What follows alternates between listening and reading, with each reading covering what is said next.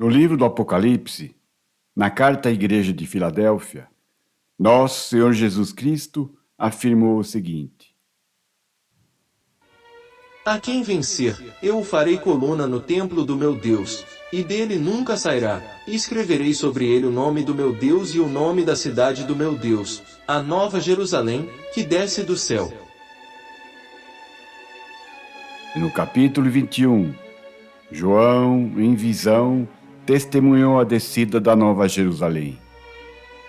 E ele viu também um novo céu e uma nova terra, pois o primeiro céu e a primeira terra já haviam passado. Essas expressões foram explicadas no vídeo Onde está a Nova Jerusalém, parte 1, e refere-se às grandes mudanças que deveriam ocorrer no mundo sob o Evangelho, em relação ao que havia acontecido até então. Se buscarmos a Nova Jerusalém ali no Oriente Médio, onde ficava a antiga, posso adiantar que lá não a encontraremos. Embora os judeus ainda teimem com a concepção e expectativa remota de uma Jerusalém majestosa e judaica, a ser reconstruída onde a atual esteja, com o reino pomposo estabelecido na terra de Canaã, adequado para tal cidade e para um Messias faustoso, cavalgando no meio de ambas, com imponência adequada a ambas. Foi esse mesmo ponto de vista que ajudou os judeus a promoverem o assassinato do verdadeiro Messias, quando próprio residiu no meio deles. Como Messias, o humilde e pobre Jesus não trouxe consigo tanta pompa e circunstância como os judeus esperavam, ele foi considerado um falso Messias. E sob essa noção, eles o fizeram sofrer. E é mais do que suspeito que tal opinião possa ter se revelado boa, sólida e bem-sucedida. Antes, como a história demonstra, ela se apresentou como uma maldição, uma trágica e perniciosa fatalidade para os judeus. Por outro lado, é verdade que o profeta Ezequiel delineou a sua visionária Jerusalém assentada no mesmo lugar onde a antiga estivera, pois havia então uma Jerusalém a ser ali reconstruída, como aconteceu após o retorno dos judeus de seu cativeiro babilônico.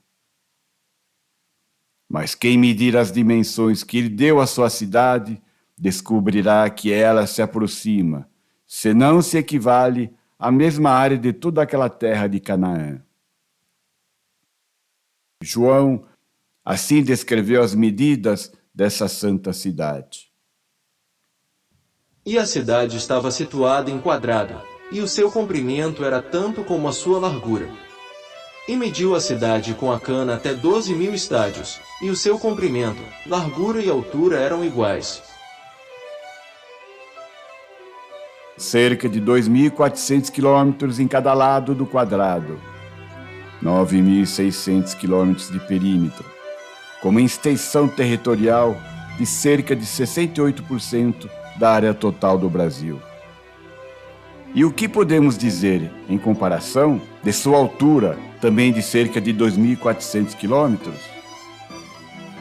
Em nossa Babel moderna e globalizada, o edifício mais alto do mundo desse ano de 2024 é o Burj Khalifa, em Dubai, com um pouco menos de 1 quilômetro de altura. O ponto mais alto da Terra está localizado no topo do Monte Everest, com seus 9 quilômetros de altura. Um pouco mais abaixo, aos 7 quilômetros de altitude, o ser humano não aclimatado entra em estado de coma, podendo morrer logo em seguida. A altitude de 100 quilômetros é conhecida como a linha de Kármán, usada para definir o limite entre a atmosfera terrestre e o espaço exterior. A partir de 160 quilômetros até os 2.000 quilômetros, orbita os satélites chamados com órbita baixa da Terra. E a ISS, a Estação Espacial Internacional, está orbitando a uma altura de 416 quilômetros. Considerando essas coisas, resta pouco ou nenhum espaço para a concepção de um sentido literal e físico para a Cidade Santa. Vamos então continuar a nossa procura utilizando uma abordagem mais racional e factual, passando para a alternativa mais plausível após Jerusalém, ou seja, a cidade de Roma. Primeiramente com fatos e argumentos relativos ao lugar e à cidade, e depois relativos à igreja e à religião. O lugar e a cidade de Roma. Um dos jeitos mais comuns de se referir a Roma é o de chamá-la de a cidade eterna. Ela é assim considerada porque na época da Roma antiga, os seus habitantes acreditavam que ela continuaria existindo independente do que acontecesse com o mundo ou de quantos impérios surgissem e entrassem em colapso. A primeira menção que se tem de Roma nas Escrituras está no livro de Números, no capítulo 24, versículo 24, onde ela surge sob o nome de Quitim, identificado pela Vulgata com os romanos. E lá ela é marcada como a grande opressora e assoladora das nações. Está tragicamente condenada a perecer. Em segundo lugar, os seus exércitos são referidos como abomináveis, que desolam, conforme o livro de Daniel, no capítulo 9, versículo 27, e no Evangelho de Mateus, no capítulo 24, versículo 16. Em ambas as passagens, rotulados como a abominação da desolação. Mas em terceiro lugar, o que completa tudo é que ela é chamada no livro do Apocalipse de Babilônia e descrita lá como ela é.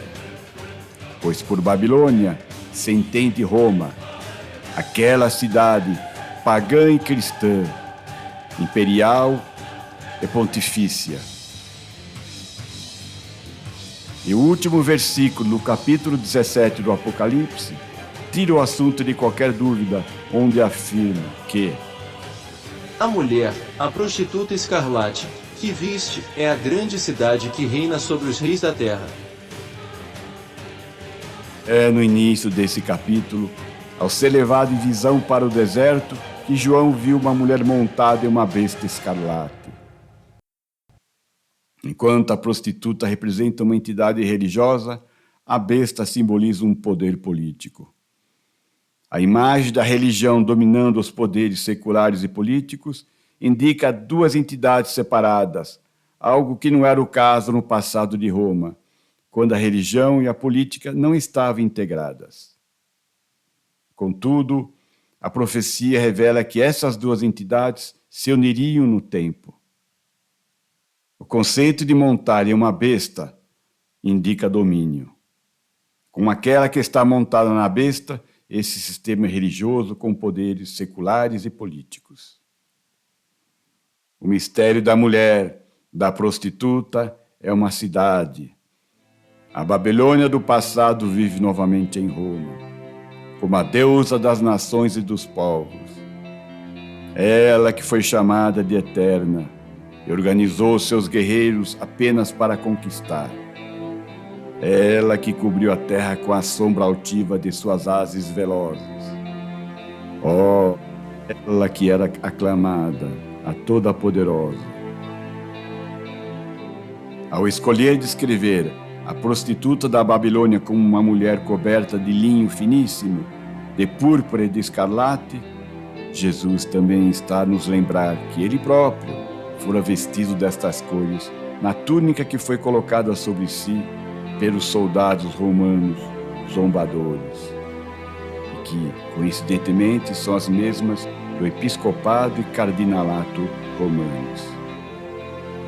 E ao longo de sua história, ela regimentou para si um exército de ministros com suas hierarquias, dioceses, propriedades fabulosas, vestimentas, cerimônias, sacramentos, etc, etc.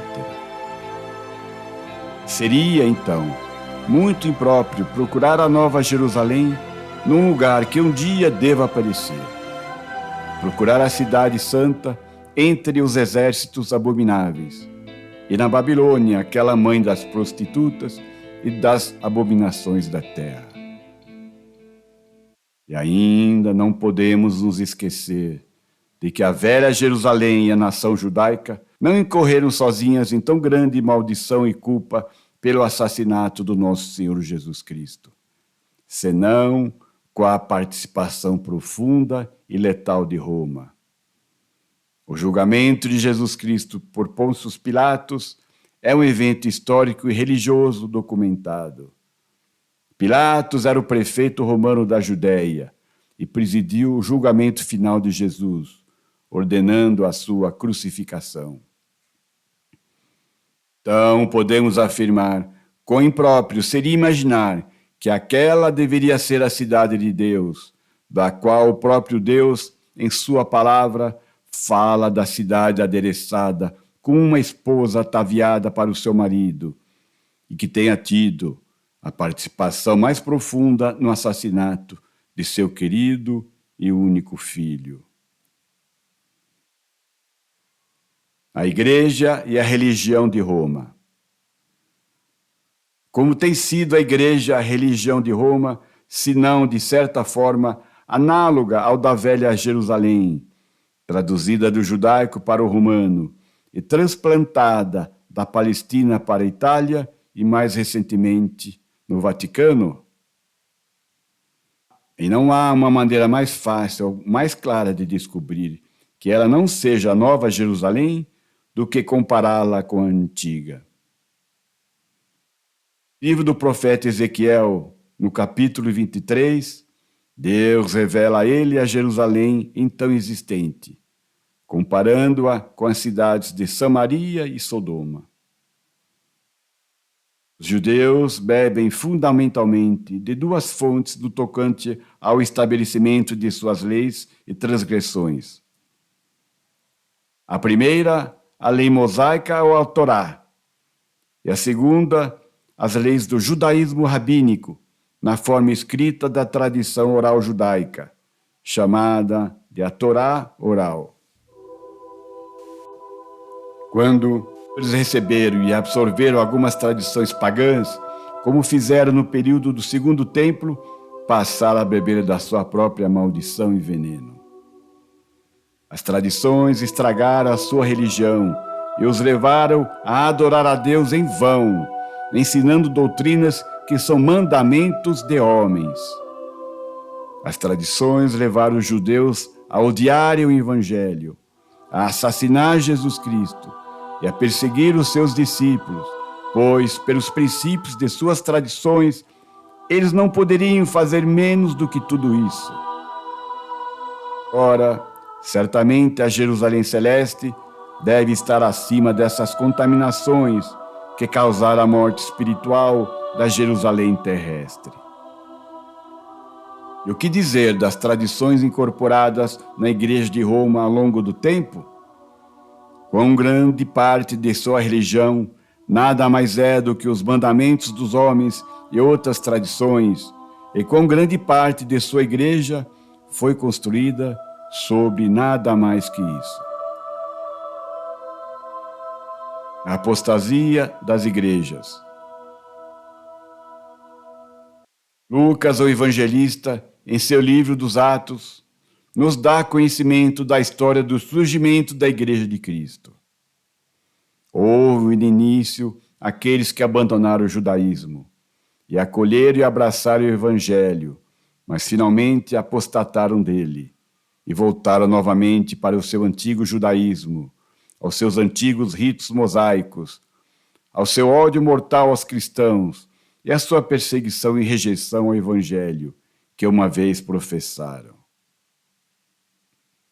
Os apóstolos João e Paulo falaram dessas apostasias em suas epístolas, definindo-os como os anticristos. O conceito de apostasia refere-se ao abandono ou renúncia da fé cristã por alguém que anteriormente era crente e que se desviou dos ensinamentos e práticas originais estabelecidas por Jesus e pelos seus apóstolos. João, em uma de suas epístolas, disse: Filhinhos, é já a última hora, e, como ouvistes que vem o anticristo, também agora muitos se têm feito anticristos, por onde conhecemos que é já a última hora. Saíram de nós, mas não eram de nós, porque, se fossem de nós, ficariam conosco, mas isto é para que se manifestasse que não são todos de nós. Há nas Escrituras menções frequentes da frase "nos últimos dias do último tempo", o que significa, mais comumente, como os últimos dias da velha Jerusalém e da sua economia judaica, quando eles estariam se aproximando de sua dissolução.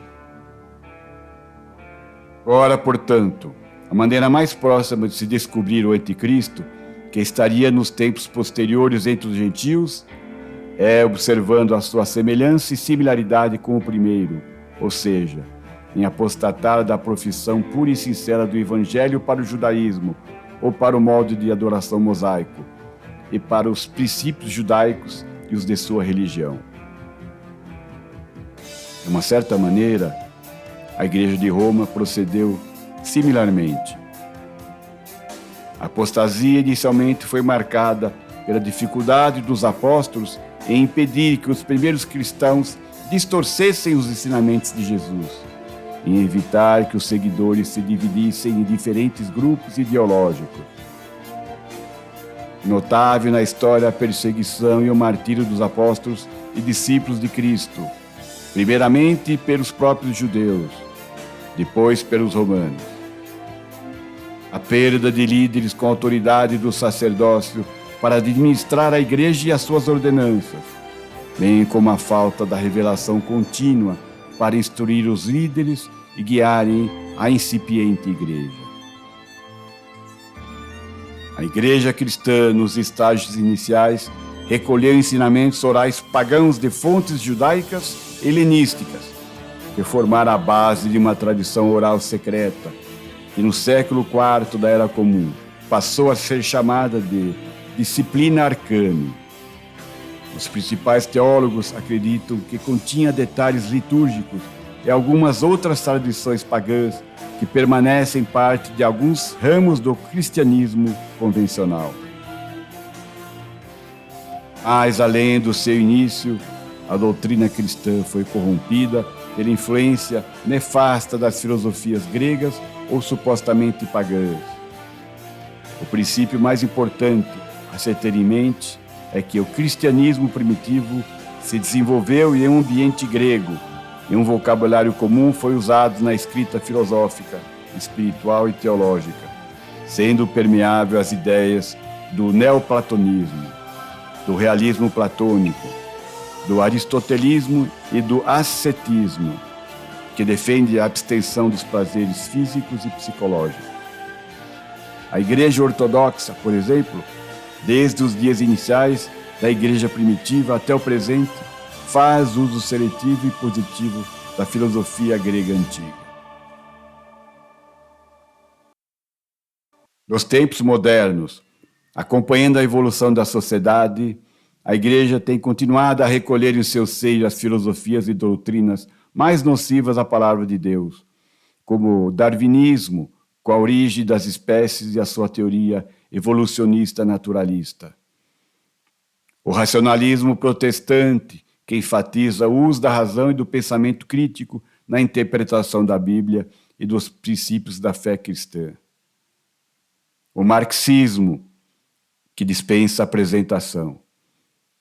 E os ideais humanistas, que praticamente igualam o homem a Deus ao pregar que são os seres humanos os responsáveis pela criação e desenvolvimento dos valores morais e espirituais.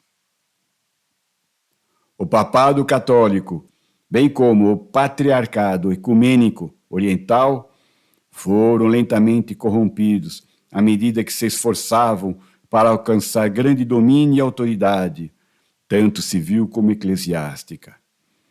Eles restabeleceram antigas cerimônias e obrigações pagãs, criaram ordens religiosas cristãs para substituir as antigas ordens romanas, como as virgens vestais e as dos flâmines, sacerdotes a quem eram designados um dos muitos deuses patrocinados pelo Estado. Havia, por exemplo, 15 flâmines na República Romana e que faziam parte do Colégio Pontifício que administrava a religião estatal em Roma. A apostasia trouxe ainda para a igreja as antigas festas pagãs e fez delas dias santos.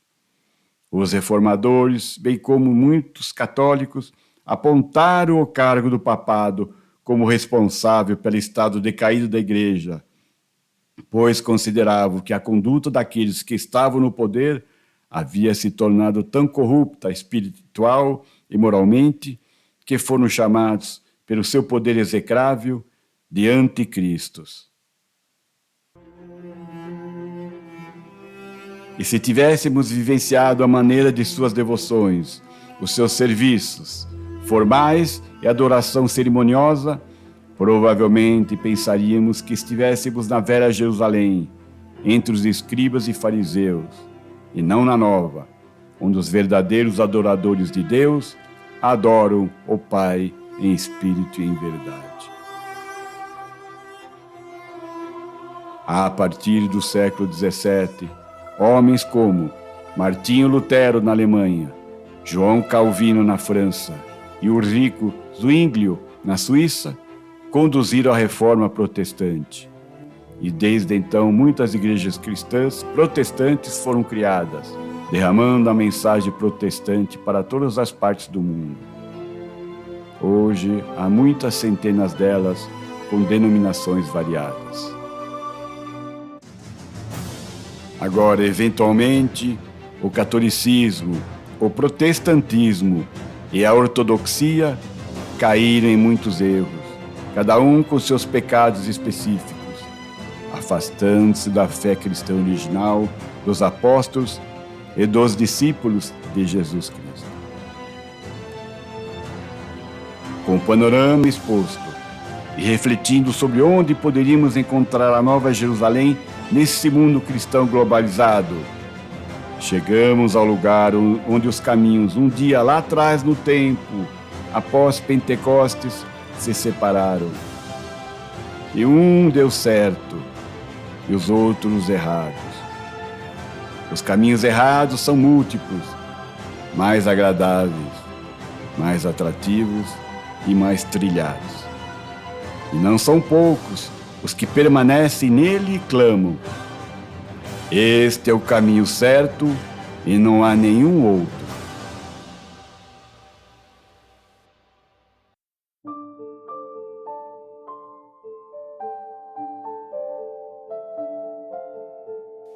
Ainda agora, estamos ouvindo entre as igrejas cristãs palavras que refletem essa desunião. Eu sou católico, e eu sou protestante, e eu ortodoxo, e eu sou de Cristo. Mas por que deveria Cristo estar dividido? Pois todo reino dividido contra si mesmo é devastado, e toda cidade ou casa dividida contra si mesma não subsistirá. O maior pecado das igrejas de Cristo foi que o próprio nome, que deveria ter sido o vínculo de união entre elas, não resistiu ao tempo e à ambição e soberba do homem, e foi degradado até se tornar o distintivo partidário exclusivo de uma igreja. Mesmo nas grandes coisas da religião, onde não há unidade de sentimento, não haverá também união de afeto. O acordo nas coisas maiores deveria extinguir as divisões sobre as menores. E a essência do ensinamento de Jesus Cristo pode ser resumido no de amar a Deus acima de tudo e amar o próximo como a si mesmo. Um dia haverá união, a união perfeita do céu. E quanto mais nos aproximarmos dela na terra, mais perto estaremos dessa perfeição. Como vimos, as melhores coisas são também sujeitas a serem corrompidas. E o Evangelho e suas instituições se tornaram motores de discórdia e divisão. Satanás sempre se esforçou para provocar conflitos entre os cristãos, como um dos seus principais artifícios contra o Evangelho.